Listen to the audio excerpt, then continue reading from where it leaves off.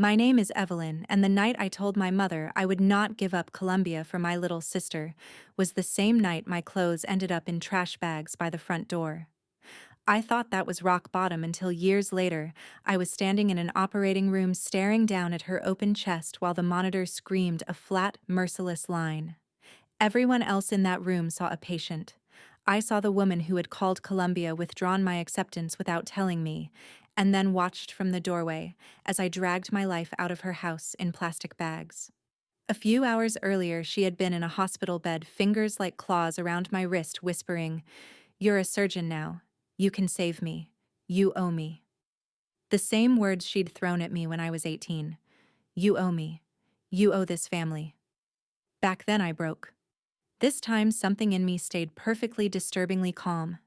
In the O, the alarm spiked, and the anesthesiologist shouted numbers. My attending barked orders. Someone started chest compressions. My mother's heart stuttered on the screen. I leaned close to her ear before they wheeled her fully under the lights and said the sentence I had been rehearsing since the night they chose my sister's comfort over my future.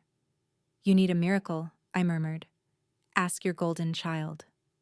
2 weeks earlier, she'd walked into my hospital with a folder of unpaid bills and a diagnosis that should have terrified me. Instead, it felt like déjà vu with a chart attached. "Here's what I want to know. If your parents only loved you when you were useful, were they ever really your parents? Or were you just a long-term investment that didn't pay out the way they expected?" The first time my mother told me I owed her my future, there were no hospital lights, no monitors, no antiseptic smell, just the kitchen table, a thin envelope, and the sound of my own heartbeat in my ears. I was 18, hands shaking as I opened the Columbia letter and read the words out loud. "We are pleased to offer you admission." My voice broke on admission. I laughed, half sobbed, waiting for someone to scream to hug me to say they were proud. Instead, my mother's face went still in that particular way that meant a storm was forming. My father rubbed the back of his neck. My little sister stared at the table. "Columbia," I whispered. "I did it." Columbia is expensive," my mother finally said. "And your sister has been struggling. She needs us more than you do." That was the first time the phrase appeared. Soft and reasonable. She needs it more. Like my entire life was a pie they could slice up and redistribute. I tried to argue partial scholarship loans, work, study, anything. But my mother folded her arms. "You're strong." She said, "You'll be fine anywhere." She isn't. "If you really loved your family, you would stay. You owe us that." The words sank in like a needle. You owe us. That night, when I came home from my shift at the diner, the Columbia letter was gone from my desk. I found it crumpled in the kitchen trash, ink smudged from coffee grounds. "What did you do?" I asked, voice thin. My mother didn't flinch. "We called them, told them you won't be attending. You'll go to City College, live at home, help your sister. We're not co-signing loans for some fantasy." My father stood behind her, eyes on the floor like the linoleum had become fascinating. My sister hovered on the stairs, lips pressed together. "You can't do that," I whispered, though they already had. "You live under our roof," my mother said. "You eat our food. You don't make selfish decisions without us. Family comes first." I remember staring at the trash bags by the front door, stuffed with my clothes and books, the zipper of my favorite jacket poking out like a small, shiny accusation. "So if I choose Columbia," I said slowly, "I lose my family." She didn't blink. "If you choose Columbia, don't bother choosing this family." The second time she told me I owed her years later, she was sitting in a wheelchair in my hospital, a faded cardigan hanging off her shoulders. "Stage 3, the oncologist had said privately. Resectable, but complicated. Insurance is a mess." In the consultation room, my mother's hair was thinner, her face sharper, but her eyes were exactly the same. "You'll fix this," she said the moment we were alone. "You'll talk to your people. Get me the best surgeon. Make sure the bills don't ruin us. After everything we did for you, you owe me that much." The fluorescent lights hummed overhead. For a moment I was 18 again, holding a crumpled letter over a trash can. I heard my own voice, younger, pleading, "Did it ever occur to you that maybe I'm not just here to fix everyone else?" Back then, I picked up my trash bags and walked out. Now I stared at her chart at the tumor on the scan and realized we were standing at another doorway. Different hallway. Same choice. My future. My boundaries or her comfort. Only this time, I wasn't the one with everything to lose. For a long time, I told the story this way. I was the good daughter who tried. I tried to compromise, to negotiate, to build bridges. I tried to call, to visit, to fix it. It made me sound noble. Tragic, but noble. But the truth is messier, and I have to own that if I'm going to be honest about what I did next. After they kicked me out, I bounced between couches, cheap rooms, and graveyard shifts. I enrolled at a city college when a scholarship came through and threw myself into pre-med like it was oxygen. Whenever anyone asked about my parents, I would shrug and say, "We're not close." But I tried. It was easier to be the abandoned hero than the girl who blocked her whole family's numbers one by one during her second semester, because every call came with a sight of guilt. In my mind, I remembered myself dialing home, begging them to understand, offering to meet, to talk. In reality, it was my father leaving voicemails I never listened to, and my mother sending long emails that started with, "Dear Evelyn," and ended with, "You broke this family." I archived most of them without reading. I told myself I was protecting my mental health. Maybe I was. Maybe I was also rewriting history. You know what's sick? I spent years blaming myself, thinking maybe if I'd been less ambitious, they would have loved me more. But here's the question that keeps me up at night. When did making your family proud become the same thing as making yourself smaller? And why do we only call it love when it asks you to shrink? The worst part is they hadn't always been like that. When I was 7, I fell off my bike and split my chin on the curb. There was blood everywhere. I remember screaming, sticky hands pressed to my face, and my mom running out of the house barefoot. She didn't panic. She scooped me up, whispered, "You're okay, Eve, I've got you," and carried me to the car. In the ER, while they stitched my chin, she held my hand and sang my favorite song off key to distract me. Later, after the bandages and lollipops, she cup-puffed my cheeks and said, "You're so brave. One day you're going to be a doctor. I can feel it." That was the last time she looked at me like I was more than a task to complete. Paige was born the next year, small and soft and colicky, and the mom who sang to me in the ER disappeared into someone who only ever saw me as competition for her younger daughter. Whenever I tried to remember my mother as pure villain, that bike memory ruined it. It would sneak in when I was scrubbing in for my first surgery, or when I got my med school acceptance. I would see her younger, holding my hand under harsh hospital lights before she learned how to weaponize the phrase, "You're strong." And maybe that's why it hurt so much the day I snuck back into the old house. It was 2 weeks after they kicked me out. I'd been living on a friend's futon, working double shifts, trying not to think about the laptop I'd left behind, the one with all my essays, all my applications, my entire digital life. One Sunday, I knew they'd be at church. I used the spare key. They didn't realize I still had slipped inside and went straight to my room. It was already half empty. The posters were gone. My desk was cleared except for a lonely layer of dust. I went to the closet where I kept my laptop bag, hands shaking. "You're not supposed to be here." Her voice came from the doorway. I turned and saw my little sister leaning against the frame, arms crossed, freshly straightened hair falling over her shoulders. "Paige," I whispered. "I just need my laptop, okay? I'll be gone in 5 minutes, please." She didn't move. "Mom said if you came back, I should call the police." She held up her phone like a weapon. "She said you'd try to guilt trip us." "I'm not trying to guilt trip anyone," I said, stepping toward the closet. "I just need my work. Those essays, they're all I have left." "You made your choice," she said, voice cold in a way I'd never heard before. "You picked Columbia over us. Now you have to live with it." "Columbia is gone," I said, feeling my throat close. "You know that," she made sure. "Then you really don't belong here," Paige replied. Her thumb hovered over the numbers 911. "If you don't leave, I'll call." I stared at her, at the girl I'd tutored through every math test, covered for every missed curfew, lied for when she snuck out. "Do you really think I deserve this?" She didn't look at me when she answered. "You're the one who walked away. I left without the laptop, without my essays, without anything." That was the day I stopped telling myself my sister was just a puppet. She wasn't fragile. She was complicit. She was med school gave me new problems. Anatomy exams. ADR weeks, the constant terror of making a mistake that could cost someone everything. It was brutal, but at least the tests were honest. An exam never said, "You're selfish for wanting this." A professor never asked, "What about your sister?" I learned to live in hospital corridors, to steal naps in call rooms, to drink bad coffee like it was water.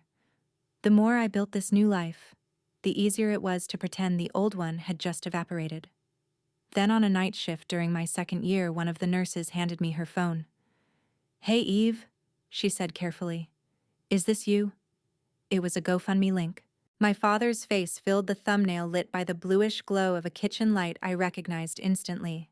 He looked older, hair thinner, worry carved into the lines around his mouth. The title read, "Help Us Save Our Wife and Mother." I hit play. He cleared his throat, staring into the camera like it might bite him. "My name is Henry Turner," he began. "My wife Alice was recently diagnosed with cancer. The treatment is expensive. We're drowning in bills. We've always been a hardworking family, but this is more than we can handle." He glanced off camera, then back. "We have 2 daughters," he continued. "Our youngest, Paige, gave up school to help care for her mom. Our eldest, well, she's a doctor now, but she's chosen not to be involved. We're not here to judge. We're just asking for help." The video cut to a montage of photos. My mother smiling weakly in a hospital gown. Paige holding her hand. The house in the background with a Pharrell sign on the lawn. The last frame lingered on a family photo from years ago. Only my image was gone, cropped out so neatly you would never know I'd once stood between them, arms slung around their shoulders. I scrolled down to the description. It was worse. "Our eldest daughter is very busy with her successful medical career." My father had written, "We respect her choices, but we cannot rely on her. We're praying for kindness from strangers." The comment section was a war zone. Half were furious on their behalf. How can a doctor daughter refuse to help her own mom? This generation is so selfish. Imagine choosing money over your mother's life. The other half were from people who read between the lines. "Wait, why are you pressuring your kid on the internet?" There's a lot you're not saying here. Sometimes kids go no contact for a reason. Then I found Paige's Instagram. The latest post was a picture of my mother in a headscarf lying in a hospital bed, fingers twisted in the blanket. The caption read, "Watching the person who gave you everything fight for her life, while your own sister, the doctor, refuses to lift a finger. There's no pain like that. Some people choose career over family. I choose my mom." Heart emojis, prayer hands, comments like, "Your sister is trash. You're the real daughter. Stay strong, queen." I sat in the staff lounge, phone in one hand, hospital pager in the other, and felt my chest go tight. They had rewritten the narrative so neatly. I wasn't the kid who'd been thrown out with her clothes in trash bags. I was the cold-hearted doctor who abandoned her sick mother, the villain in their crowdfunding story. And yet, buried among the outrage, there were comments that pierced deeper than any insult. One said, "If your daughter went no contact, something happened. Parents, be honest. Did you ever choose one kid over the other?" Another, under Paige's post, simply read, "Golden children rarely realize someone else paid for their crown." I watched the view count climb on the GoFundMe. Donations trickled in. 5. 25, a heartfelt $5 with a message. "From one daughter of a narcissistic mom to another, I hope you find peace, whatever that looks like for you." I wasn't sure who she meant. Me or my sister. Maybe both. That night between cases, I opened one of my father's old emails for the first time in years. It was from after I started med school. "We saw your white coat photo." He'd written, "Your mom says she always knew you'd be a doctor. She wishes things were different. Paige is having a hard time. She feels abandoned. Maybe you could call." No apology, no acknowledgement of trash bags or revoked Columbia dreams. Just another quiet suggestion that my absence was causing their suffering. It was strange watching them perform their version of the story online. In their videos, they were tragic, noble, blindsided by my cruelty. In my memories, they were the people who used my strength as an excuse to bleed me dry. Somewhere between those two versions was the ugly truth. I had walked away, and I had stayed away, because staying would have killed me slowly. Here's the part that always surprises people. My mother lived. When strangers hear the story in pieces, Columbia trash bags cancer the line, "Ask your golden child." They assume I let her die on that table. It would make a cleaner revenge tale. She hurt me. I refused to save her. End credits. Real life is messier. The surgery was brutal, but the team did their job. When I checked the board the next morning, her name had moved from O to ICU, and the word next to it was stable. She survived. That's where my revenge started, not where it ended. Weeks before that surgery, I sat in a tiny office with a billing coordinator going over my mother's chart. Numbers glared back at me. Estimates, deductibles, out-of-network penalties. There is one thing the coordinator said, gently pointing at a small box on the screen. We have a family financial assistance program. If an immediate family member who works here signs off, we can restructure some of the debt. Lower interest, longer terms. It doesn't erase the bill, but it helps. There it was. A simple little checkbox with my name hovering metaphorically over it. One signature from me in the hospital would treat my mother like a VIP case. The very system I had fought my way into could soften the blow for the woman who had locked me out in the cold. I stared at that box for a full 5 minutes, pen in hand. Every version of me crowded into that room. The 7-year-old with the split chin, the 18-year-old with a Columbia letter in the trash, the exhausted resident who had watched 100 mothers sleep in plastic chairs next to their kids' beds without expecting anything in return. Everyone says family is family. But what if your family's love came with terms and conditions? What if every "I love you" had an invisible asterisk that said only if you do what we need? At what point does honoring your parents become just enabling your own abuse? I set the pen down. I can't sign that, I told the coordinator. Why not? If it's about embarrassment, lots of employees. It's not embarrassment, I said. It's a boundary. I left the box unchecked. The day of the surgical planning meeting, I walked into the consultation room knowing she would ask again in some form. My attending went over the risks and benefits. My mother nodded at all the right times, her eyes flicking more to my face than to the charts. When he left, she grabbed my hand. "You'll be there, right?" she demanded. "You'll make sure nothing goes wrong. You'll make them treat me like family. You will be treated like every other patient," I said. "That's how this works." "No," she snapped, voice cracking. "You are my daughter. You are a doctor. You will go above and beyond the way we did for you." Memories flashed. The night she called Columbia behind my back, the trash bags, the click of the lock, Paige's thumb hovering over 911, above and beyond. I repeated, "You mean the way you withdrew my acceptance without telling me, or the way you told Paige to call the police if I ever came home?" She flinched. "We were trying to protect this family. You were going to tear it apart. You tore it apart the day you decided my future was negotiable and her comfort was sacred. I said you chose your golden child. Now you're asking the discarded one to fix it. You owe me," she whispered. And there it was again. That phrase worn smooth with use. I carried you. I raised you. I fed you. I gave up so much for you, and I spent 20 years paying that bill. I replied, "I think the account is closed." After the surgery, after she lived, after the ventilator came out, and she started complaining about the food, even with tubes still taped to her arms, the bills began to arrive. My father called me, voice shaking. "We're drowning," he said. "They keep sending notices. Your mother thought you'd help. There's a program." I said the hospital mentioned it. An employee family assistance thing. "Did they tell you I refused to sign?" Silence hummed on the line. Finally, he said, "She told us you couldn't. That it would get you in trouble." "It wouldn't," I said flatly. "I chose not to." "Why?" he asked, and the way he said it, bewildered, genuinely confused, made something in me go cold. "Dad," I said quietly when Mom threw my clothes into trash bags and told me if I chose Columbia, I was no longer family. "Did you think about whether that would get me in trouble? When Paige threatened to call the police on me for walking into my own room, did you stop her?" His breath hitched. "That was a long time ago. Not long enough, I said. You want to know why I didn't sign? Because for once I decided to believe you. You told me I wasn't family. I'm just respecting the contract. I could hear him choking up. Your mom is suffering, he said. She cries every day about the bills. I cried for years, I replied. At least she has a house to cry in for now.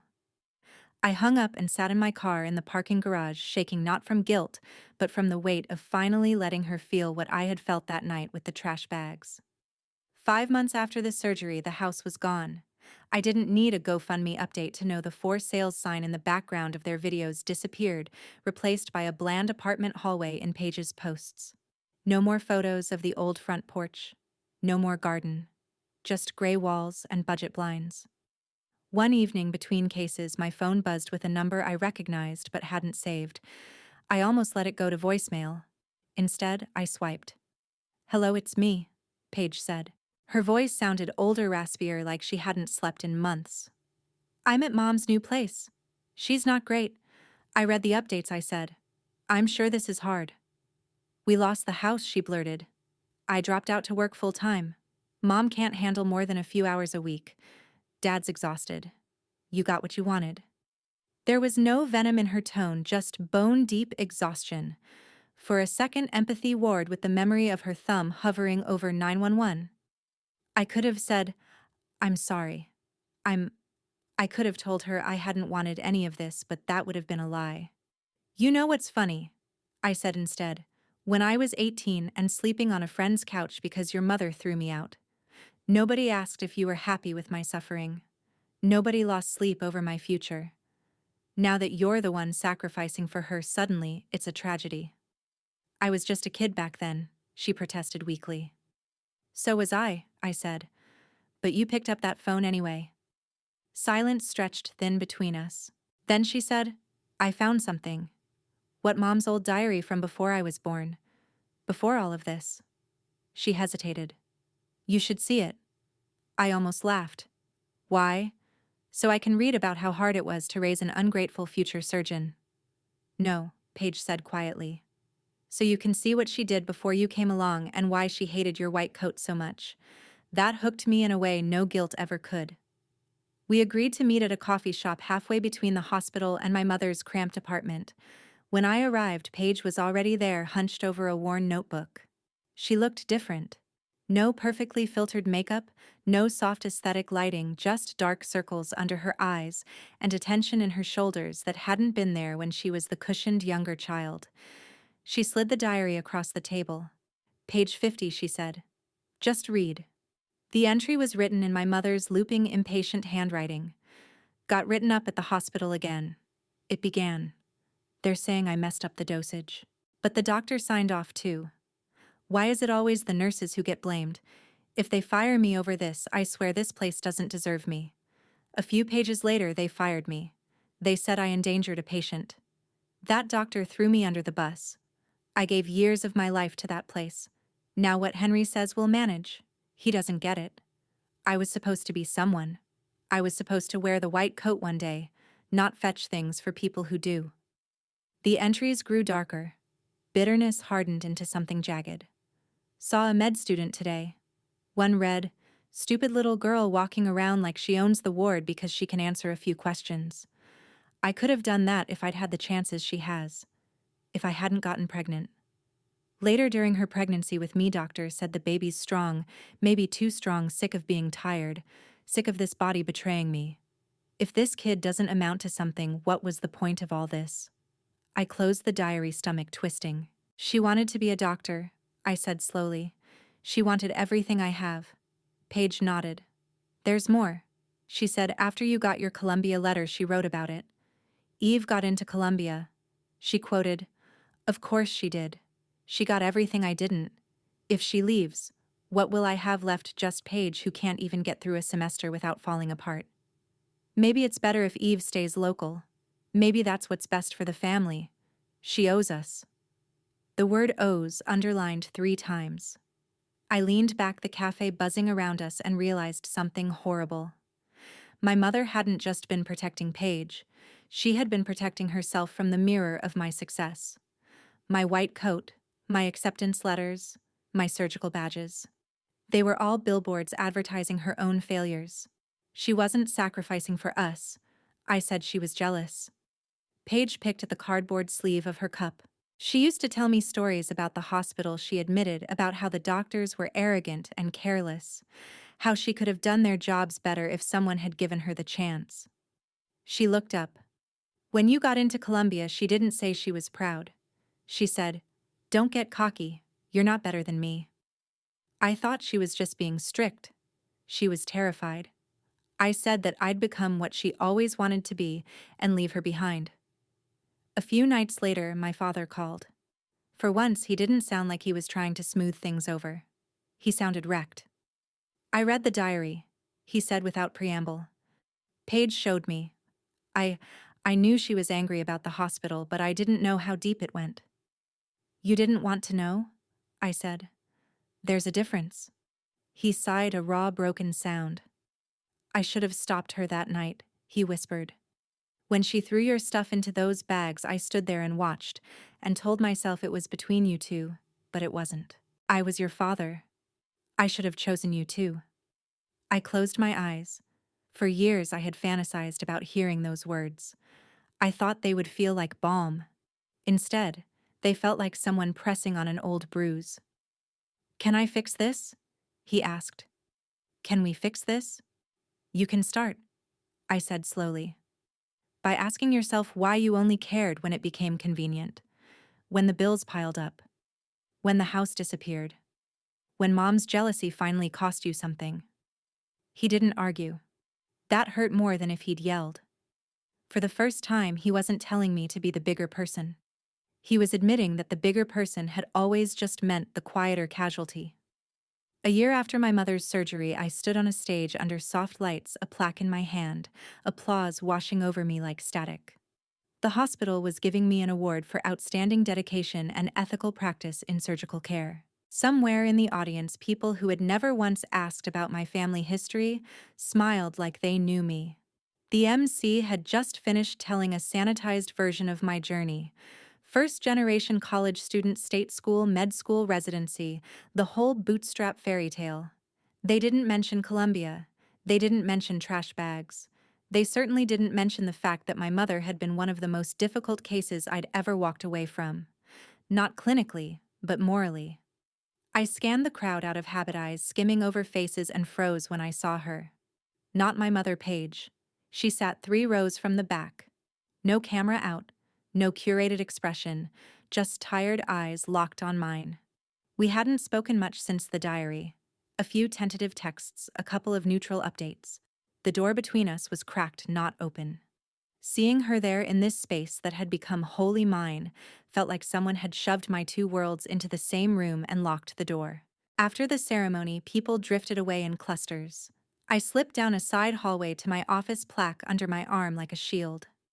On the wall above my desk hung 2 framed documents. The first was my med school acceptance letter. The second was a piece of paper I had dug out of the trash years ago.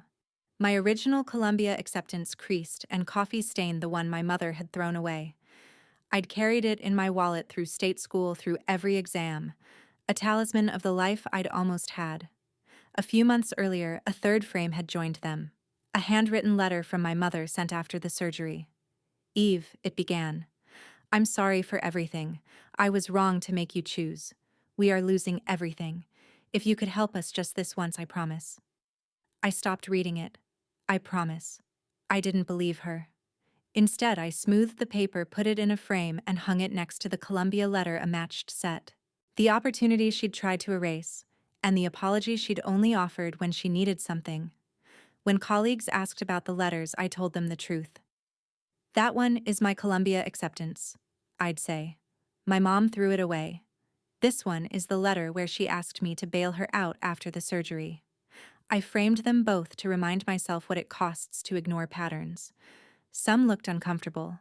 One attending frowned and said, "That's harsh, isn't it?" I'd smiled. "You know what's harsh," I answered.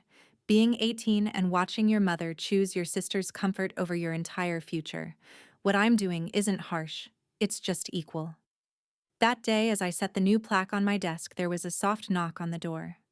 Come in, I said. Paige stepped inside, eyes flicking to the wall. She took in the letters, the diploma, the photos of me with colleagues instead of family, my new chosen tribe. You really framed them, she said. No judgment, just quiet observation. I did, I replied. It helps me remember what actually happened, not the version she tells when she wants sympathy. Paige swallowed. She still tells people you abandoned us, she said. That you let the bills crush us because you're heartless. And what do you think I asked? She didn't answer immediately. Instead, she crossed to the wall and studied the Columbia letter. I used to think you were dramatic, she admitted. Like, okay, mom is intense, but all moms are. I thought you left because you wanted to be special. I didn't realize she called Columbia. I didn't realize she told Dad you'd be fine anywhere because you were built for suffering. That's literally what she wrote in one of those diary entries. I can't unsee that now. Day. She turned to face me. After the surgery, when you refused to sign that form, I hated you for months. I thought, how can she sleep at night? Then I started working double shift, seeing the bills, listening to Mom say, Paige will fix it, Paige will stay, Paige owes me. And I realized she wasn't asking me to love her. She was asking me to live the life she'd already decided for me, the one she tried to force on you first. We stood there in the quiet buzz of the fluorescent light.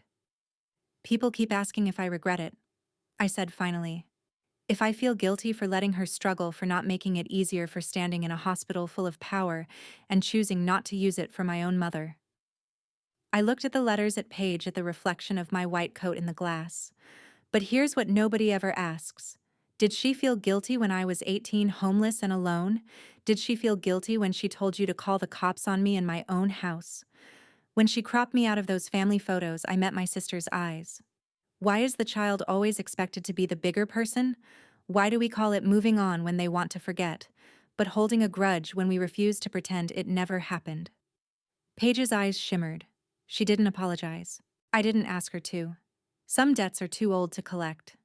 Instead, she said, I don't know if what you did was right. I don't know if I could have done it, but I get it now. At least a little. She glanced back at the wall one last time. Congratulations on the award, she added softly. You earned it with or without us. Then she left, closing the door behind her. I stood there alone, surrounded by evidence of every version of myself I had been. The kid my mother once dreamed would be a doctor. The teenager she threw out. The resident who refused to sign a box. Here's the part where I'm supposed to give you a clean moral to tell you I forgave her, or that I burned every bridge and never looked back. The truth sits somewhere in the uneasy middle. I answer her medical questions when they come through my father. I do not sign the forms. I send Paige job postings sometimes. I do not visit on holidays. Revenge for me wasn't slamming the door. It was refusing to play the role of sacrificial daughter ever again.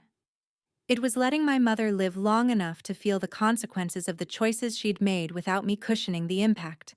People keep asking if I regret it. If I lie awake at night wondering whether I should have done more. Sometimes I do lie awake, but not for the reasons they think. I'm not haunted by what I failed to give her. I'm haunted by how long it took me to stop giving. So I'll leave you with this. If the people who broke you showed up years later begging you to save them, what would you do? Would you bleed for them one more time just so everyone could say you were a good child? Or would you finally choose yourself, knowing the world might call you heartless for refusing to be their hero ever again? The most haunting part of Evelyn's story isn't the trash bags on the front porch, or the crumpled Columbia acceptance letter. It's the realization that her mother Alice didn't see her as a daughter, but as a resource, a tool to be used, discarded, and then reclaimed when convenient. This story forces us to ask a terrifying question: is parental love unconditional, or is it sometimes a transaction? For Alice, love was currency. She spent it on Paige, the golden child, because Paige fulfilled her need for control. She withheld it from Evelyn because Evelyn's ambition reflected her own failures. The moment Evelyn refused to sign that financial assistance form wasn't just revenge, it was a revelation.